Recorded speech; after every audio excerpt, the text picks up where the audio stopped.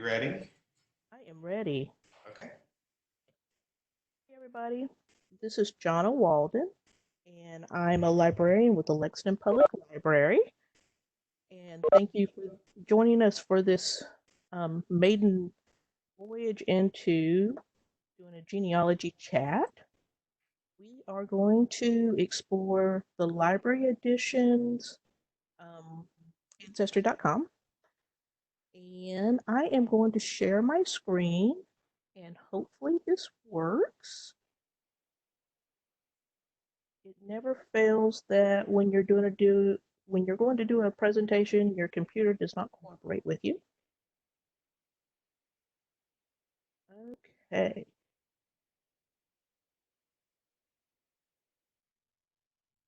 And does everybody see the library's homepage at this point? I have lost my chat function. So David, yes or no? You see the library's? I see it. Okay. All right. So this is Lexington Public Library's homepage. And this is what we've got set up for while we're closed. I don't know how long Ancestry Edition, Library Edition will allow us home access, but there are several ways to access it right now. You can go to our homepage, go to Digital Services for Adults, click on that, and scroll down. And do stop and look at some of our more popular databases that we have here. We have our audio, our ebook collection. We have lynda.com, which is talking about computer classes. We have beginning language classes, magazines, and consumer health issues. But if we click on Ancestry Library Edition, it will take you to it.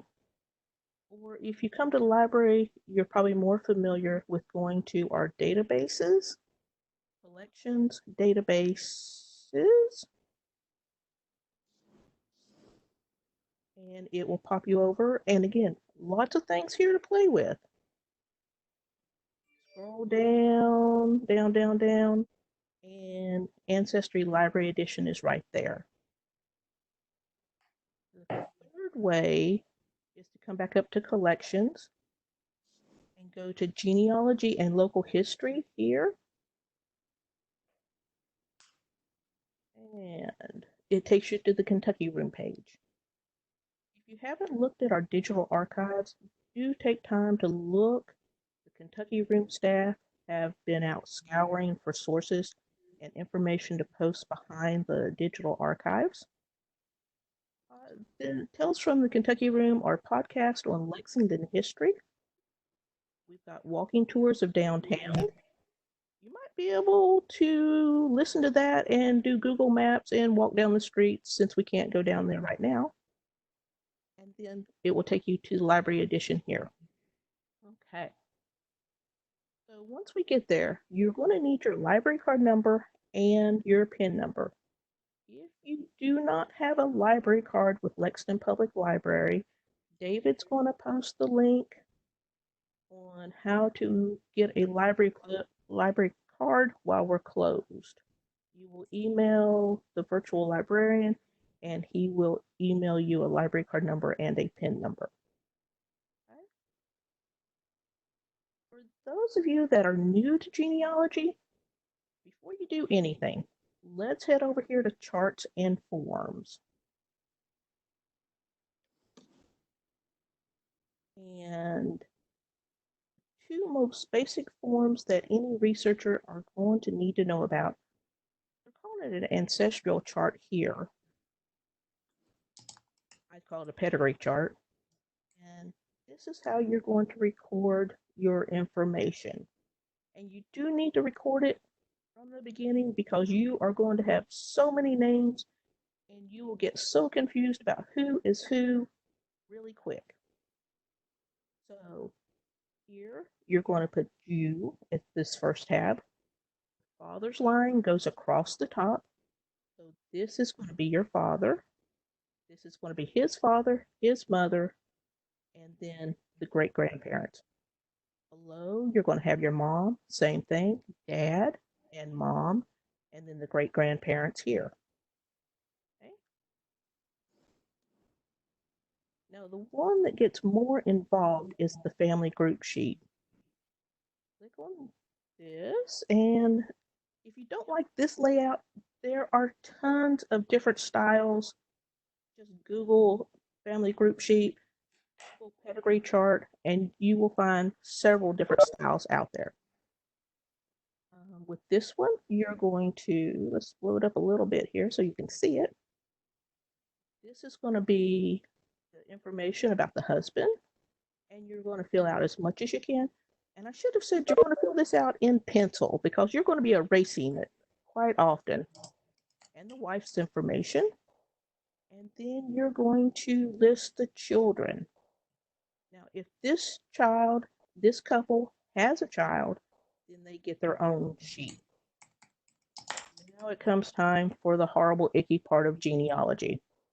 For every information piece that you put down, you are going to put a number outside it, circle it, flip the sheet over, and then you have to document where you found that piece of information.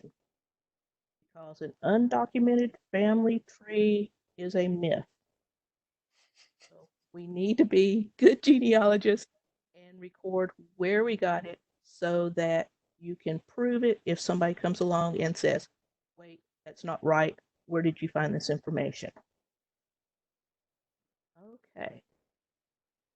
So let's go back over. Oh, and I should have mentioned while we were over here at the sheet.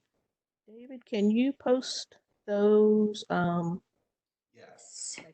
Okay. So when you write a date, you're going to use the European style. You're going to do the day, the month, and then a 4-digit year.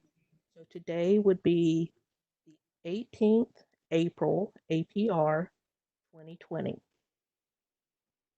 You're always going to capitalize the last name,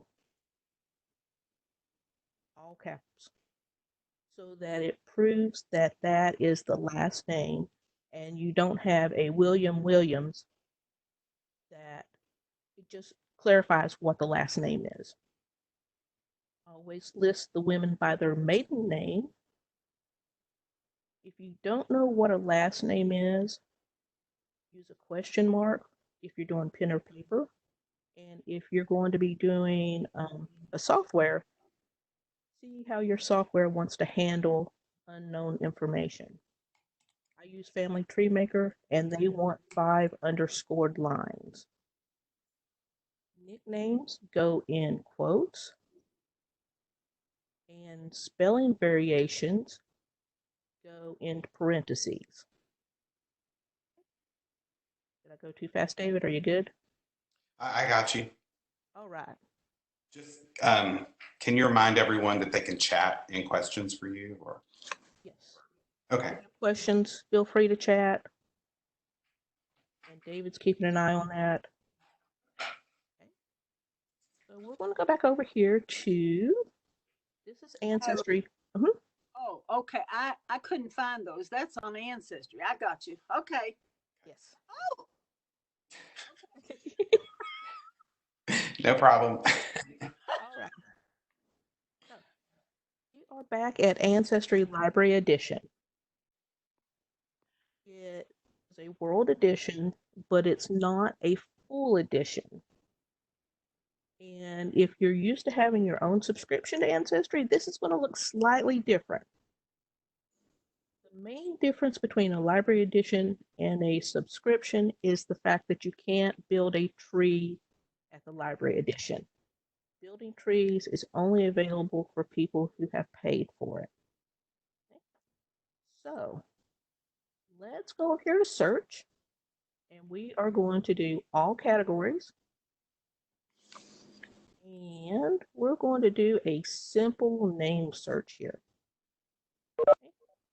So we've got Luther, Dingus, And I know that he lived in Letcher County, Kentucky.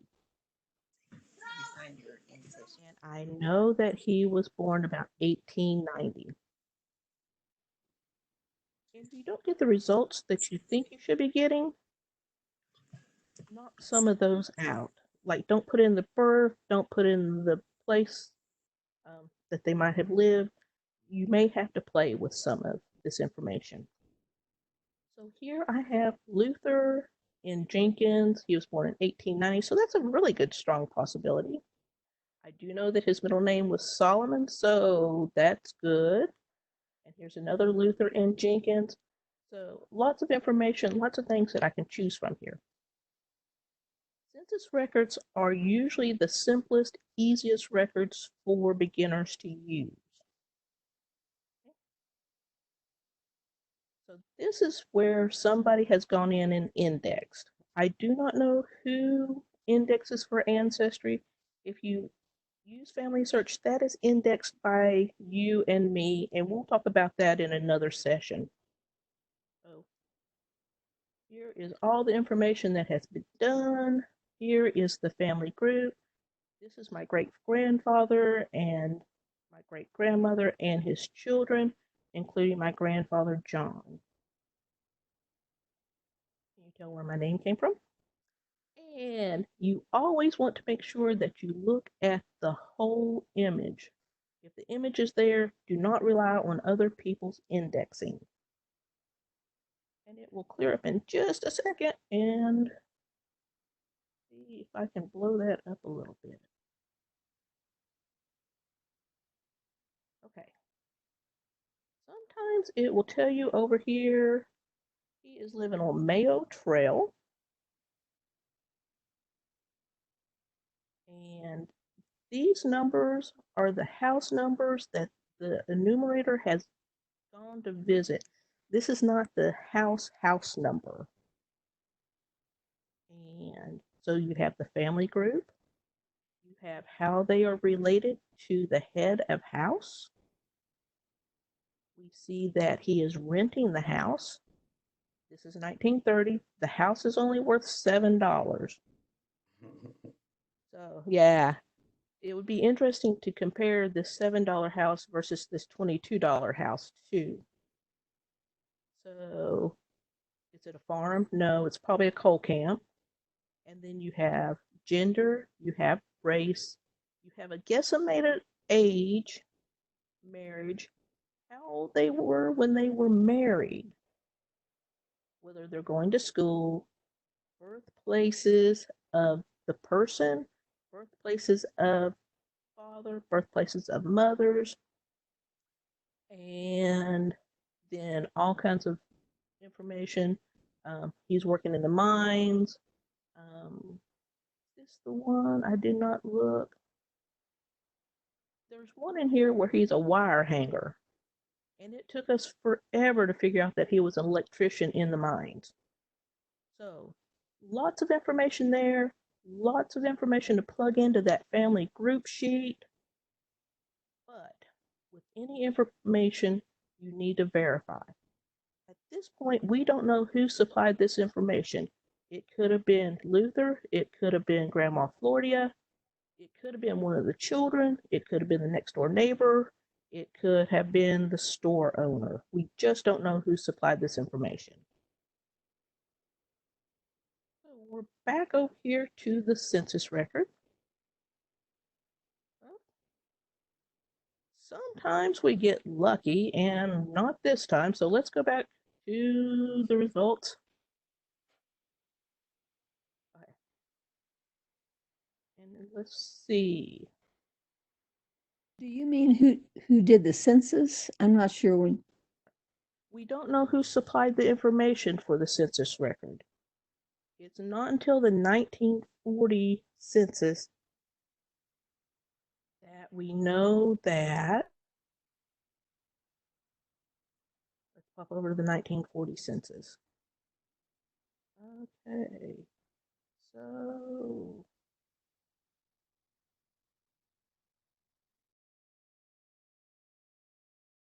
here we are in the 1940 census, And that circle with the X in it, that's letting us know that Grandma Floria was the one who supplied that information. That's the first and only census so far that tells us who supplied that information. Okay. They're now living in Tin Can Holler, and several of the children have left home. And this is a good piece of information to know. Look, they tell you up to 5. Some people will tell you to browse 10 pages before and after that census record, because living right above, next door, is my Aunt Dorothy, who was in that 1930 census. She has since married Mr. Chandler and had several children of her own, but she's living next door to her parents. And this is I don't remember. This is another grandparent set. So make sure that you look up and down to see if you can put your family in location adjacent. And each census asks different questions. The 1950 census will be out in April of 2022. There is a 72-year hold on census records. There is a 50-year hold on death certificates in Kentucky, and there is a 100-year hold on birth certificates in Kentucky.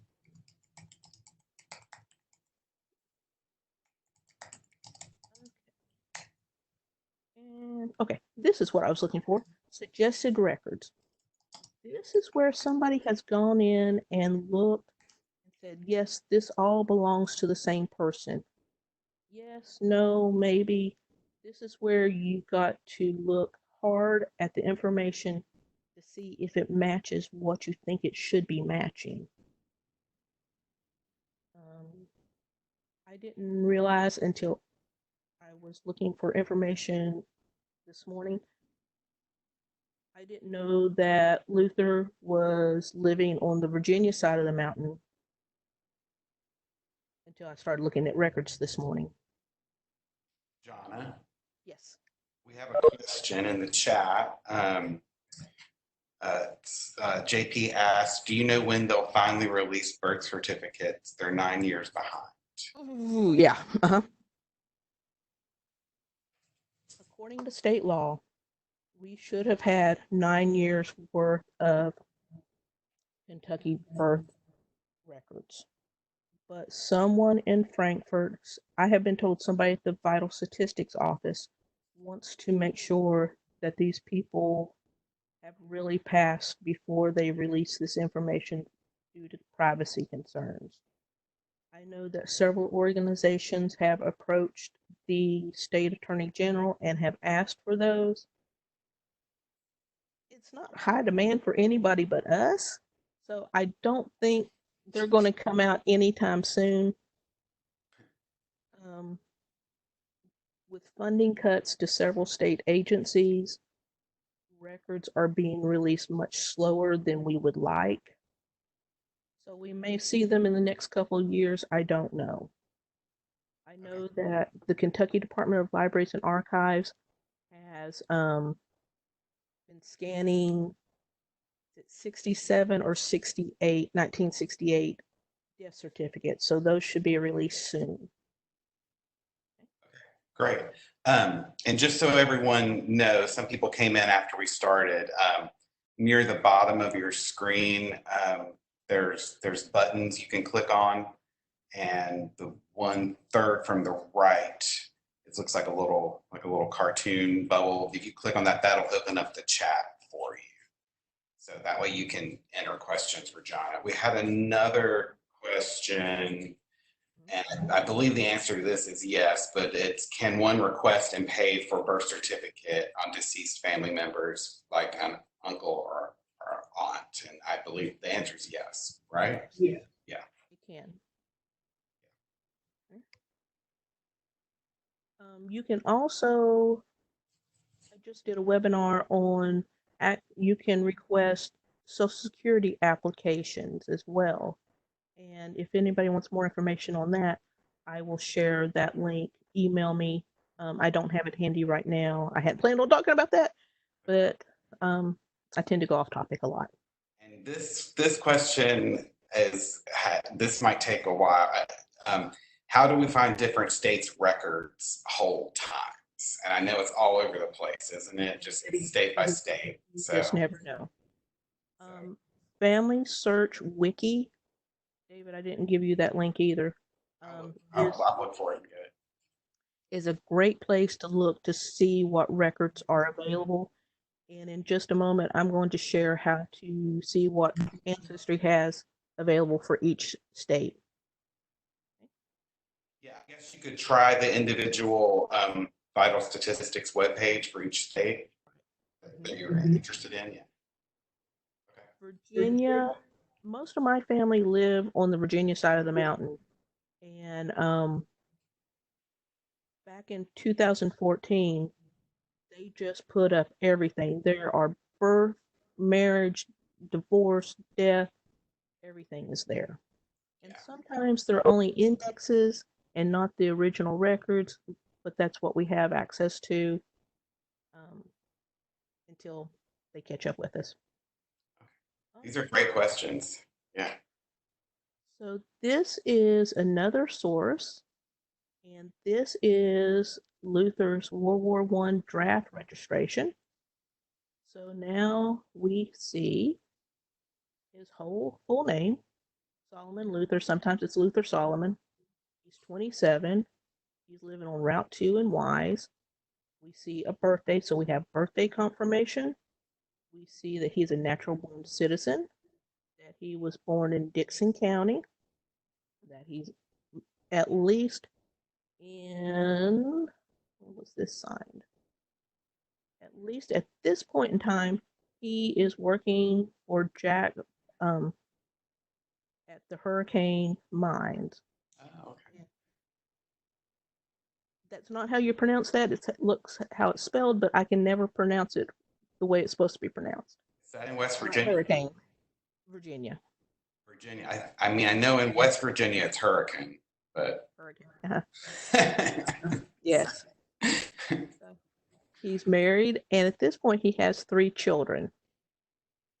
And we know that he has some education because we have a signature, which is very important when you're looking at other documents to confirm that that is your relative. If this tab over here has been torn off, that would indicate that your ancestors were African American. It was, I don't know why they chose that to identify African Americans, but that's the way it is. He's considered short. At 5'3", I'm one of the tallest people in the family, so yes, everybody in my family is short. He's got a medium build. He has blue eyes, brown hair, and he's not bald. So that is a snapshot of his life on June 5th, 1917. So lots of information there for you to play with. Thank you. All right. So let's go back over here to search. When we were planning, we were only going to go to 1:30, but the website said 2, so I'm just going to keep talking until my voice gives out. Okay. And please ask questions. So we're going to go to search, and this is where we did the name search, but we're going to scroll down here, and we can explore by clicking on Kentucky. And let's see, these are 272 collections of Kentucky records. So we have the Kentucky Death Index from 1911, when Kentucky death records were officially mandated by the state. We have the Birth Index from 1911 to 1999. We have the Kentucky death records, and Sarah just did a video on death records that should be up on the website soon. You will want, okay, it never works the way you think it's going to work. Here we go. So, if you scroll down, make sure that you read that it's only from 1852 to 1965. Don't go looking for a death certificate from 1967 because it's not going to be there. But if you scroll down, it's going to tell you about the record set here. It's going to tell you what information is included, and it's going to give you a little bit of information. It's always good to read those to see what information is going to be included in that collection. And then you can do a search, and that's going to limit the information just to death records from 1852 to 65. And let me find somebody that has passed away longer. Okay, here's Geraldine. And again, we're going to look at the original record and make sure that the information was indexed correctly. And sometimes, I didn't prep this one, but sometimes the information is harder to read. This record is almost 100 years old. It's held up very well for its time, but handwriting and time can take a toll on some of these records. Okay.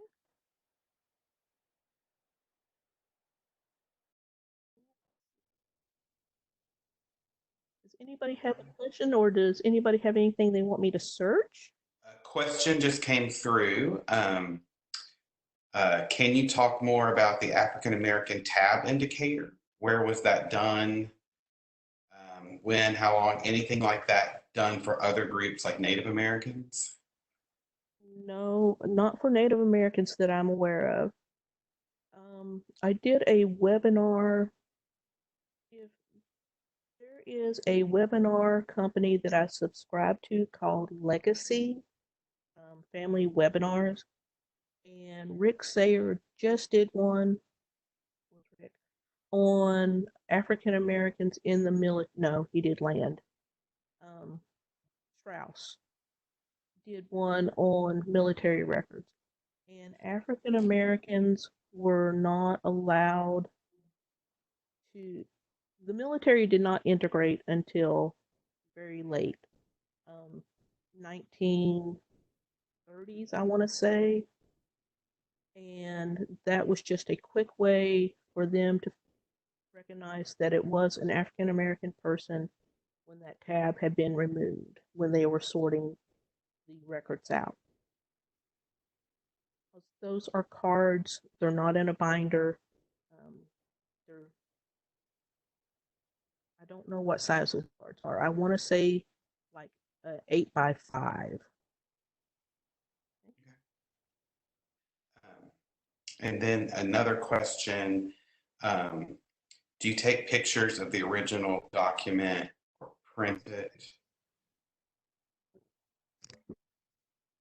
If you could see the clutter in my house, when I first started, I was going to be the traditional genealogist and record on pen and paper and fill out all the charts and have binders.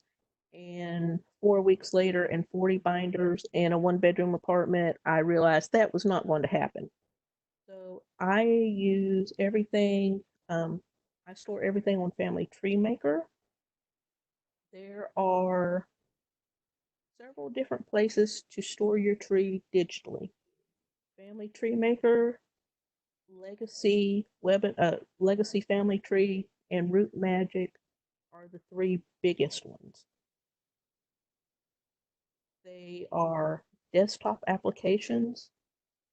You control access to your tree. You control what goes in it. You can post it at Ancestry.com if you have a paid subscription. And you can, if you post it at Ancestry, you can share rights with other people. Um, so if mom was helping me, I could give her rights and she could play and edit my tree, but I would have to assign those rights. Family Search has a tree, but they're trying to build one big tree for the world. So I put my information in. David, who is a 10th cousin 3 times removed or such, can come in and say, that's not right. And he can go in and change all the work I have done if I post it Family Search. I don't want to give up that control. It's my hard work.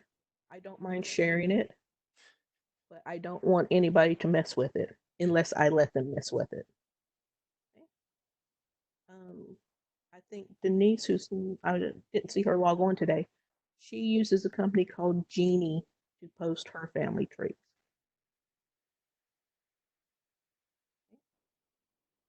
Yeah, and when you're in the Ancestry Library Edition, you can open up one of the original documents. It gives you the option to print it or download it while you're there. So you could certainly start your own filing system. I guess I don't think I'm that organized, but So if you look at the original record, it should say up here in the top right-hand corner, it says save image. What you have to do is save to this computer,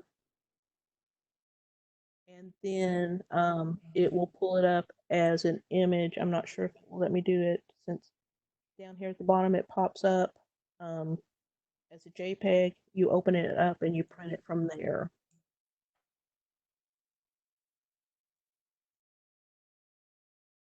There is a system out there. I don't use it, and I don't remember. If anybody's interested, send me an email and I will look it up. But it's a color coding system. You do 4 colors, 1 for each of your grandparents, and that's how you store your surnames.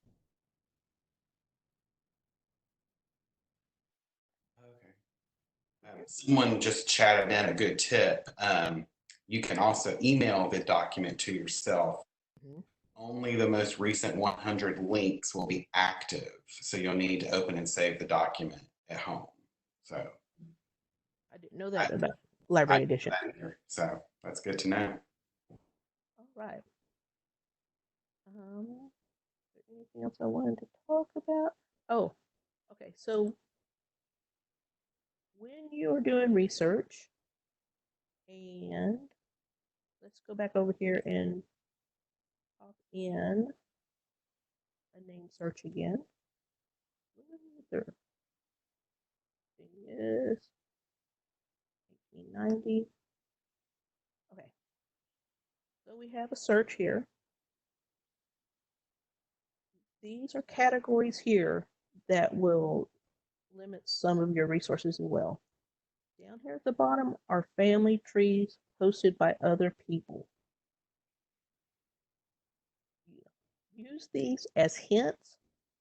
Under no circumstances do I want you to take these as gospel. Who knows what the research skills of this person might be? If you are going to be researching and using these, look for people that have multiple sources. This person has one source for all this information, so you know it's going to be questionable. This tree here has 14 attachments with 15 sources. So that's a good place to start. 9 attachments, 6 records. I was looking for my tree and I don't see my tree in there, but that's okay. We will pull up this one.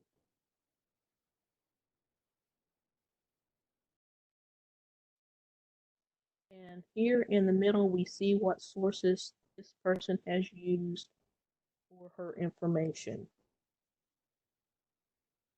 So make sure you go and look at these sources and make sure you're reading what this researcher saw. Okay. All right. Learning Center. Uh-huh. There's another question. What is the advantage of using Library Edition in place of my own Ancestry account? Um, I use my own Ancestry account even if I'm at work. I just like the interface a little bit more. But the Library Edition is good for people who are just starting out to see if they want to do this before they pay the what $19 a month for the Yeah, subscription. Yeah, it's free. So if you don't have the paid subscription, the Library Edition is a nice free option to get started. If you just want to dabble, if you just want to kill a few minutes, Okay. use the Library Edition. And also, someone pointed out the Library Edition has more world documents than the basic US version. Mm-hmm. I didn't know that either. That's good. You do, if you have a subscription, you do have to pay more for the World Edition. I have the complete package, which is the World Edition, Ancestry Academy, which is their learning webinars, newspaper.com, and Fold3, which is their military database. Those are all separate databases that you can buy individually or you can buy them as a package. And I buy them as a package, and it's my birthday present to myself. Mm-hmm.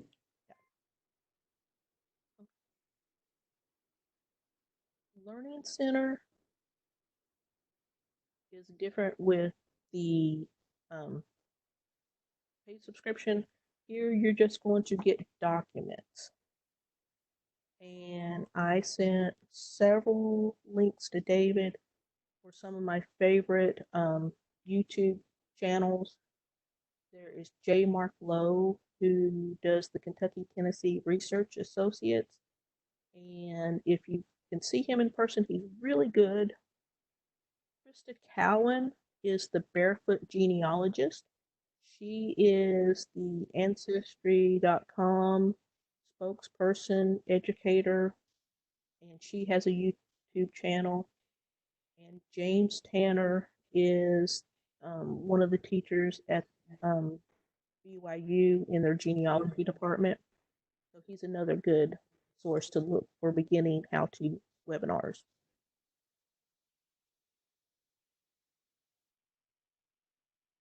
Someone asked about, let's see, this one. Okay. This is my paid account. And you can see that it looks just slightly different from the Library Edition. I'm on this 5-6 hours a day, so it's worth me paying for a subscription. And do different things, DNA, my trees are here. So it's just up to you how much time and energy you want to put into it. Okay. I think that's all I have prepared. I shared those links, the BYU and then the Kentucky Tennessee one. So I know we were scheduled to end at 1:30. So if people, if they need to leave, that's perfectly understandable. But it was great, everyone attending. This is a new format for us. And so I'm very happy with how it went. And feel free here, I'll put my name and email here, and you can send me any questions that you have. We're going to do this every Saturday. Next time, I'm going to start out by talking about unexpected websites you can use for genealogy, and then we'll be here for questions. But just send me general genealogy questions. You can suggest topics. That's fine. I'll put Jana's email here as well. Someone just said, let's see, is it true you can only access library version at the library? Normally you can, but temporarily, while so many libraries are closed, Ancestry is allowing it to be accessed from home. So So if a person wanted to get started, it's a great time to take advantage of that. You don't actually have to go into the library. To view that, you go to collections, and if you're used to researching in the library, go to databases, just like you would if you were in the library, and scroll down to ancestry.com. And when you try to log in, it will ask you for your card number and your PIN. And the PIN is normally the last 4 digits of your phone number by default. Again, if you have trouble with that, you can email us and we'll check into that. Let's see, did I catch all the questions? Jonna, this is one for you that I think you can probably address later. Let's see, asking about you having dots and people in your tree. Yeah, I'll send out reminder. Let's see, we'll have notices on the webpage. We'll have Facebook notifications about future things. And we have the Kentucky newsletter that goes out. I'll send out reminders for that. So we'll be getting the word out several different formats for you. Okay. Anybody have any questions about anything? I see a question about getting a hold of Kentucky Room staff. Okay. Yeah, I'll take care of that because no one is currently working in the library, so there's not really a way to get in touch with Kentucky Room staff.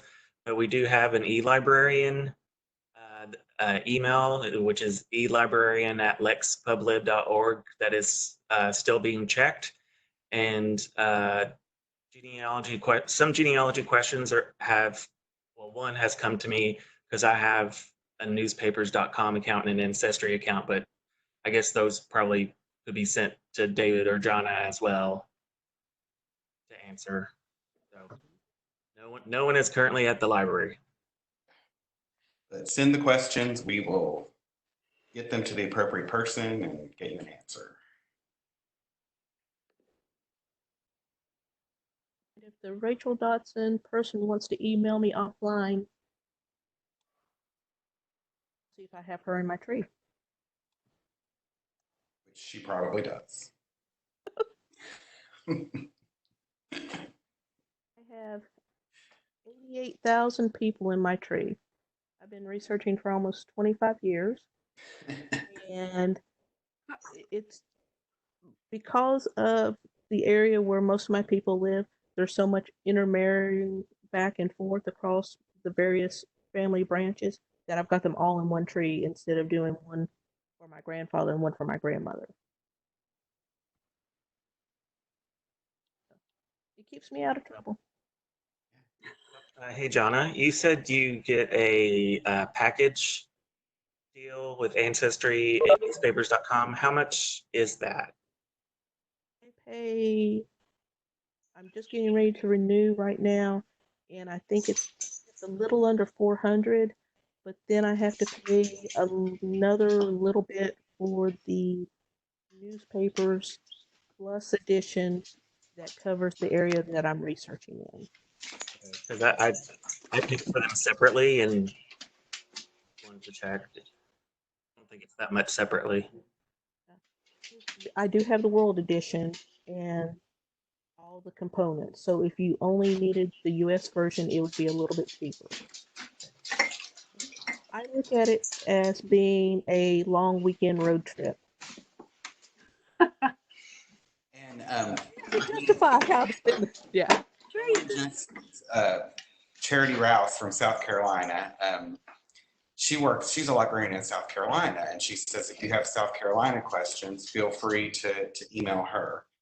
There's her contact information. I have South Carolina ancestors, so.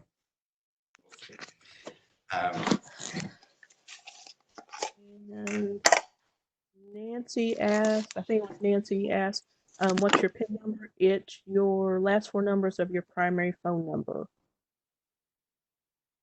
Yes. Yeah. Okay. Do feel free to email us. Sitting here. From our own ancestors. Yeah. We can help. We'll find you the longest answers you've ever got. So, well, Oh. thanks for coming. Thank you, everybody. Good Bye, to see Glenda. people. Bye. Bye, Debbie. Bye. Okay.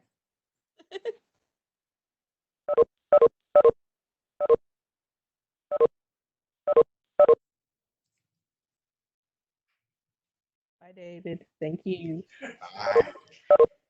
Cred, so I just got here in time to say goodbye.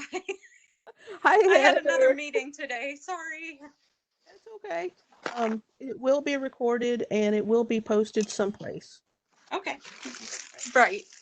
See you Alright. later. Bye. Bye, Heather. Bye. Hey, John, are you still there? I am. Here's a question. Rob, it looks like someone had a comment for you. Okay. David, I know who it was. It was it's a friend from my UK days. Okay. Good. Just making sure everything gets addressed. So this was fun. I think everyone's logged out. I see Mom's head. Yeah, just about everyone. Mom. Nice. Yeah, no, y'all did a great job. Thanks so much. It went really well. Yay. Yeah. Okay. Well, I'll go ahead and end it. Yeah. All kinds of computer problems, and I was afraid I would stall out. No. We'll call this the after show because this is, or did we stop recording? Okay. I'm going to end the meeting now. Or Okay, actually, cool. Take Okay. care. Have a good weekend, everybody.